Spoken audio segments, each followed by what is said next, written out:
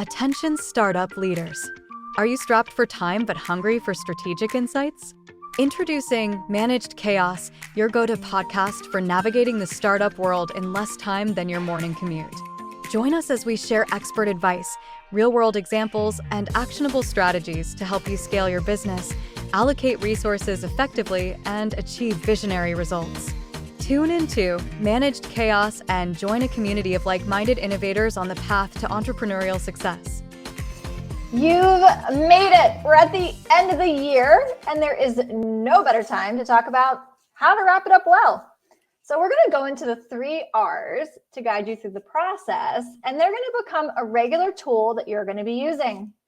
Welcome to Managed Chaos Podcast, where we give you the startup business rundown in less time than it takes for you to get to work. I'm Katrina Purcell. And I'm Rachel Anderson.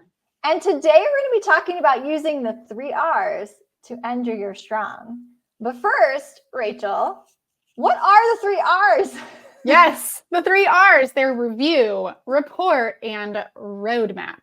Ooh, okay. So let's break down review first, since it seems to be the first one. Perfect. So review. What does review really look like? Well, you want to take a minute and actually review what you've done that year. Get input from your teams. What have they done?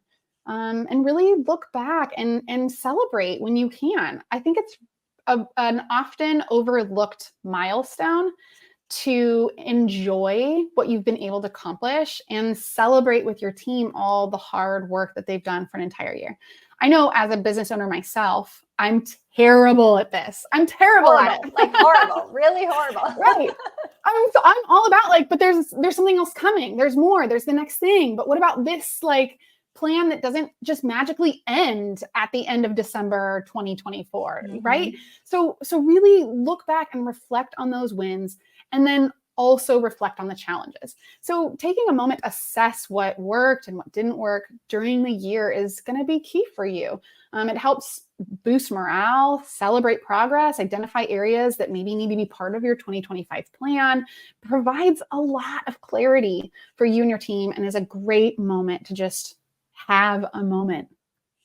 It's also a good way to think about things that maybe didn't go 100% well, and how you can make sure that you don't make those same mistakes in the next year, right? So thinking through almost like a postmortem, working through, okay, how can we do things a bit better in the following year?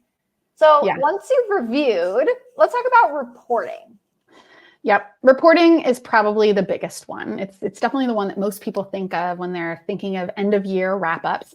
You're really taking time to use the review and then understand the goals that you have set. What are the metrics that you used for those? Did you reach that? Where does the numbers lead you? And I think the most critical part of this is to have an honest state of where things are and what the outcomes were. Having a healthy discussion of these items really will help you to be stronger. And I know sometimes as a leader and as a business, it feels like we always have to have this up and to the right mentality. And it's really tough to then say, we need more of X as an advocacy tool, whether that's employees or finances or, even to your board. We need more of this thing if you're only ever reporting on the positive progress.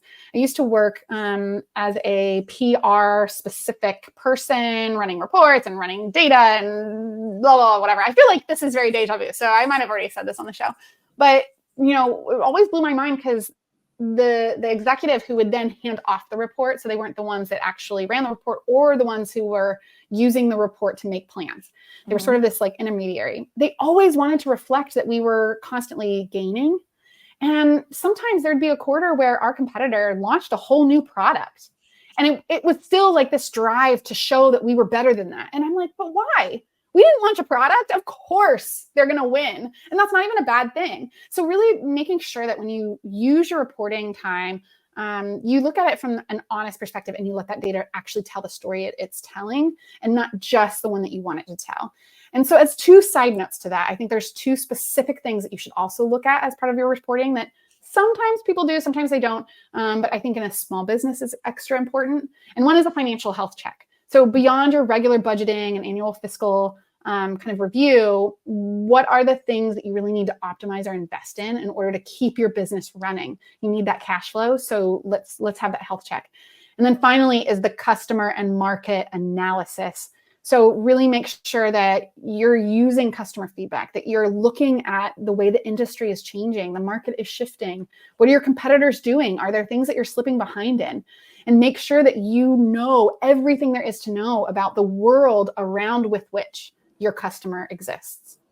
Exactly. And I think a big part of that reporting too is voice of the customer work, right? So making sure that you're actually talking to your customers, that you're getting their feedback, that as you go into, a season of trying to figure out what goes on your roadmap, that you've talked to your customers and you're taking that information into consideration with your market analysis, that you're not just making assumptions, but again, that you're talking to the people using your product.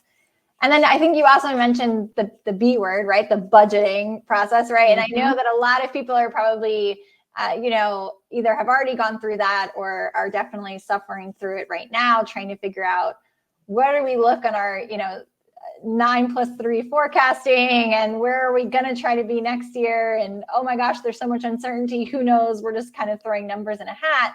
And I think that's where it comes back to really being aligned on your mission, vision, what are your goals, and all those things, which should have been sort of that overriding theme of your reflection, right? And sort of the thing that you're going to bring everything back to.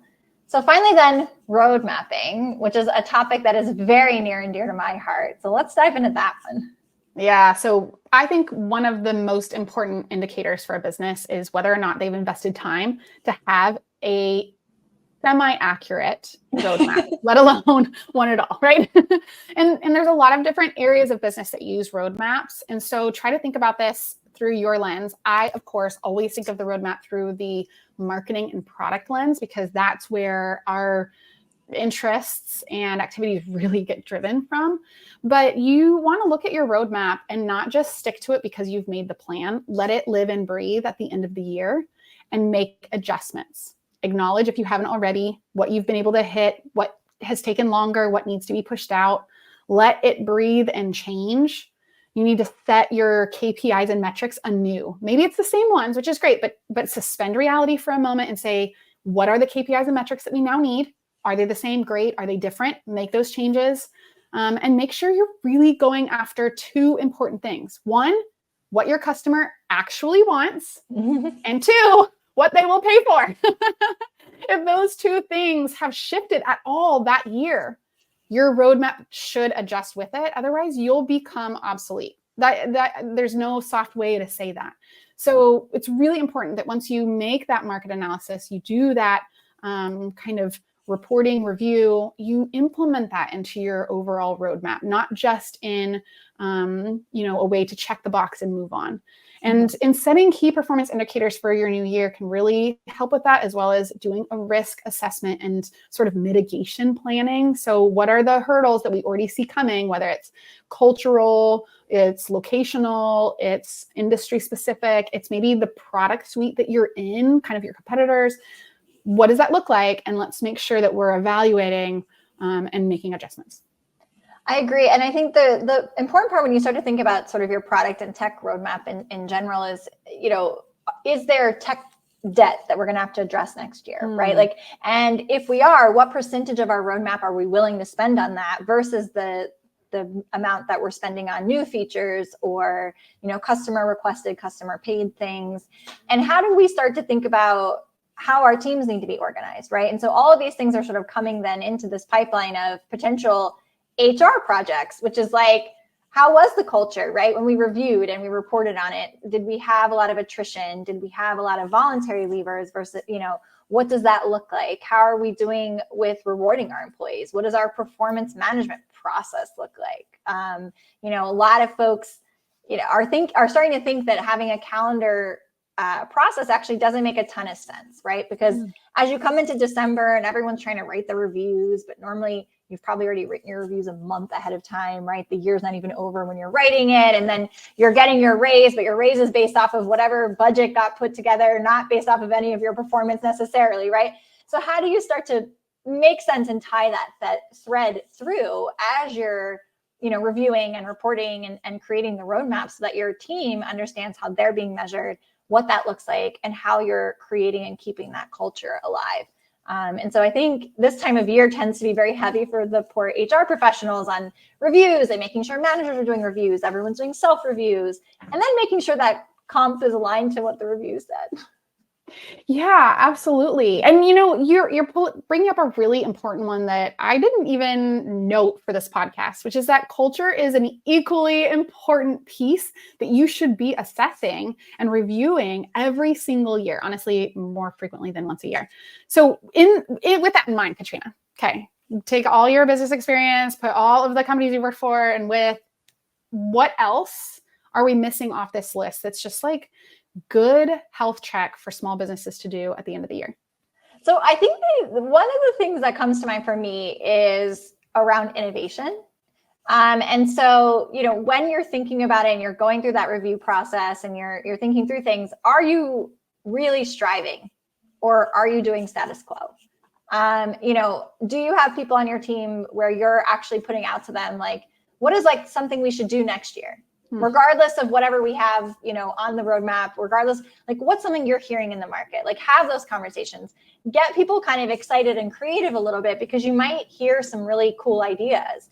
I think where I've seen people struggle is they create a 3-year plan and then they don't want to deviate at all from that plan. And they might miss out sometimes, right, on interesting things or market trends. And so just being able to allow the team area to be creative and area to think about proposing ideas in a business, ROI business case context, but come up with ideas, right? Pitch something. And allowing them to do that, I think also creates a sense of ownership and excitement on the team of being able to set the direction and being able to decide something fun for what the future could look like. Even if that's yourself, by the way, even if you're a solar, you're the only person, you should still do that to yourself, right? Push yourself. Yeah, I love that. You know what it made me think of, and I don't know if this is going to break down in approximately 2 seconds, but it made me think of like the course of being cool over age. So like, how like teenagers and like the youths, they're like, oh, we have all the new things. We're learning things, innovating, like all the new technologies. They're like trying new games or books or like whatever the thing is, right? And they're sort of like in your teen years, it's like all the slang and the things come from the like younger people. I feel so old right now. And then like once you hit your 20s, you're still sort of in this like cool club. You get a lot of the innovations, but because you also have a little bit more autonomy and money, you also start to drive purchasing and other kind of like larger social trends or cultural trends. And then the older you get away from those ages, like the less informed you are about what's cool. And that's when people are like, oh, that's so cringe that, the boomer just said blah, blah, blah, or whatever the thing is, right? It kind of makes me think of that same thing for your business. Like the farther you get away from being just like the in the door, first in couple years experience, individual contributor, and the more you get into your specialized niche and then maybe into management and then maybe into like executive leading, or you're a business owner now or whatever the thing is, maybe you've just been doing the thing for 5 years. The farther you get away from that like first new moment, the less you remember about what it takes to do the thing, or the more you might need someone else who is doing it right now to tell you what innovation could look like. Because you'll have this experiential knowledge of how to implement it. Maybe you even have experiential knowledge of like how the industry itself is shaped or the market. And that pairs really nicely with those kind of conversations. But if you assume that because you've had all that experience and all this other kind of insight that other people don't have, something that could potentially be the next billion-dollar idea for your company, then you're going to miss out on so much incredible goodness. Yeah. And you're reminding me of a conversation I just had this weekend where I had to tell my niece that they hadn't invented certain slang words. I was like, like what? Do you remember? Slay in particular. Slay. I was like, you didn't invent slay. Or you're like, you're not that cool. Yeah, you're not that cool. Sorry, Gen Alpha. It's very true, right? I think, sometimes we tend to, and we've talked about chaos, obviously, on the podcast before, but sometimes you tend to be so mired in the chaos that you just want to keep going, right? And you don't take that time to sit and step back. And so I think this episode, we really wanted to do this kind of at the end of the year, just to set everybody on a path of reflection and understanding that, as you're looking ahead, yes, you want to plan ahead, but you really need to reflect on the year and understand where you might want to pivot and what things you might want to change in the new year. So this has been another really informative episode of Managed Chaos Podcast. I feel like I should come up with some sort of alliteration with the letter R, but I am struggling. So we are just going to see you next time on wherever you like to stream your podcast. This was another informative episode of Managed Chaos, the podcast for startups. You can find us on all of your favorite podcasting apps, as well as on Instagram and YouTube, where we are at Managed Chaos Podcast. For additional resources or to continue the conversation, you can find Katrina Purcell and Rachel Anderson on LinkedIn.